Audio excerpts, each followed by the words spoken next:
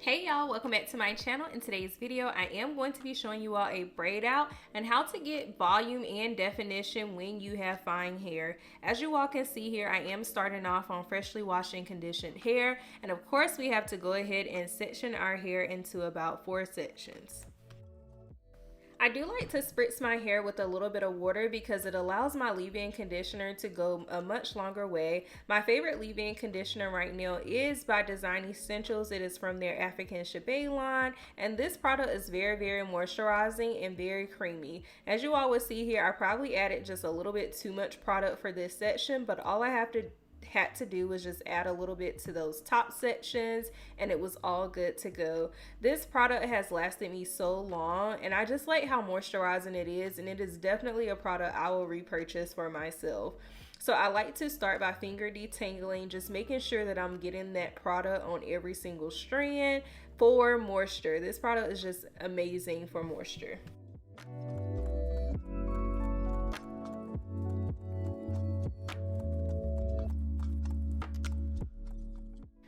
While I am applying the leave-in conditioner, I will go in with my detangling brush to detangle further. I like, of course, doing all of this ahead of time because once we get into the styling process, it just makes things go so much more smoothly, and then it also just takes a little bit less time. So once you moisturize and detangle, go ahead and clip it away and do this all over your head before you start styling. Now we are going to start on the back section first, and I am going to split this section in half. On this back row, we are going to have about 3 braids, and what I will say is that these braids are medium size, but they will look kind of small once you start the braiding process. Of course, I'm going to top it with a cream, and I'm using the Bonito Afro Balm by The Dew. I am one of those people that like to use the products on my shelf, so I'm using that cream and topping it with one of my favorite foam lotions, which is the Nairobi foam. And I am separating my hair into 3 sections, and I am going to plait down, not too tight, but definitely tight enough so that I can get the definition. The looser you do the braid, the looser the definition. The larger the braid, the more looser curl you would get. So sometimes you have to find a happy medium. But I know for my hair, I love having more definition because with working out, sometimes my curls will get a little bit more like poofy or frizzy. And the more definition I have, the longer I can get this hairstyle to stretch to the end of the week. Once I get to the ends, I do like to finish off with a 2-strand twist and then coil it around my fingers. And I am going to repeat this process all over my head, making sure that I am thoroughly moisturizing each section as I go.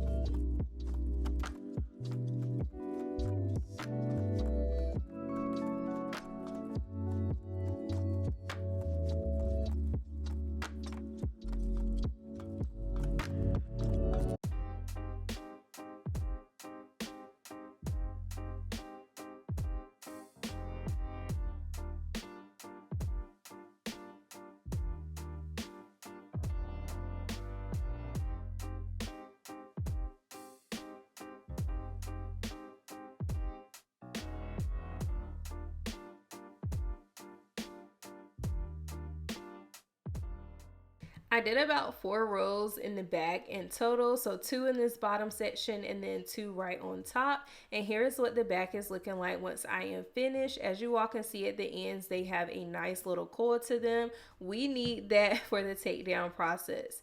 And I went ahead and finished the same process at the top of my head. I promise you all that once you get to the front of your head, things just always like speed up. And my philosophy is that I think it's because you can actually see at the top in front of your head, which is what makes things go by much faster.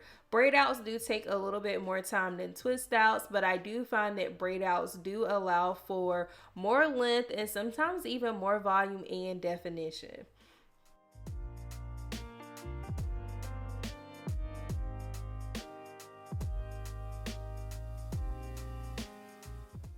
Here's what my hair is looking like once I have finished all of my sections. You definitely want to sit up under the dryer. Yes, I do think it is non-negotiable, but if you want to go to bed wet, that is totally fine. But sitting up under the dryer definitely seals the deal, okay? It locks all of that moisture in place, it locks the definition in place, and it is definitely a natural hair game changer, okay? I am going to add just a little bit of this Olaplex oil to my hands because it does help with like strengthening bonds, but it is definitely going to minimize some of the frizz that I may get from this takedown process. So I'm literally just smoothing that over my plaits.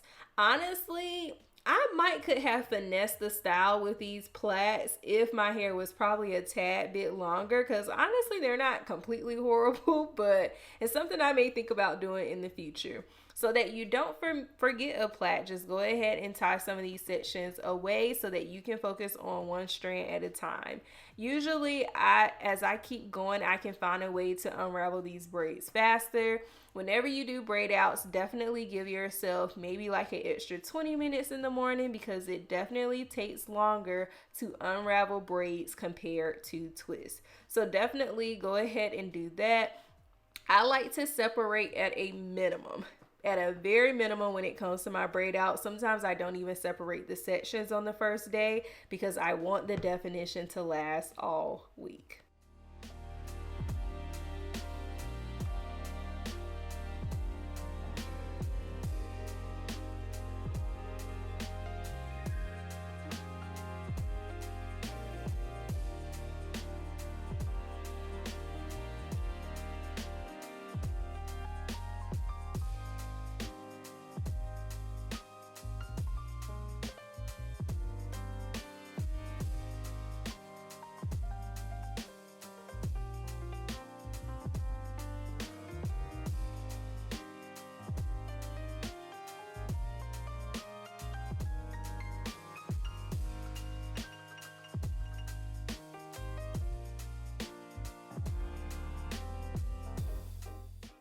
And here is what my hair looked like on day one. As you all can see here, it looks definitely effortless, but we know it took some time. My hair has body, it has movement, and of course that definition that we need to last all week. And I am completely satisfied for day one hair. On day two, I did have a little bit of frizz, but to be expected after having a little bit of a workout on the day before. But as I'm looking at it, I can see that my hair is getting bigger, which I like. I did a little something to my edges to smooth the front, and then I decided for the next couple of days to do this scarf in the front, which I absolutely love. And I finished the week off with a high puff and using my mousse to define some of the curls in the high puff. As always, I hope you all enjoyed this video and of course found it useful, and I can't wait to see you in the next one. See ya!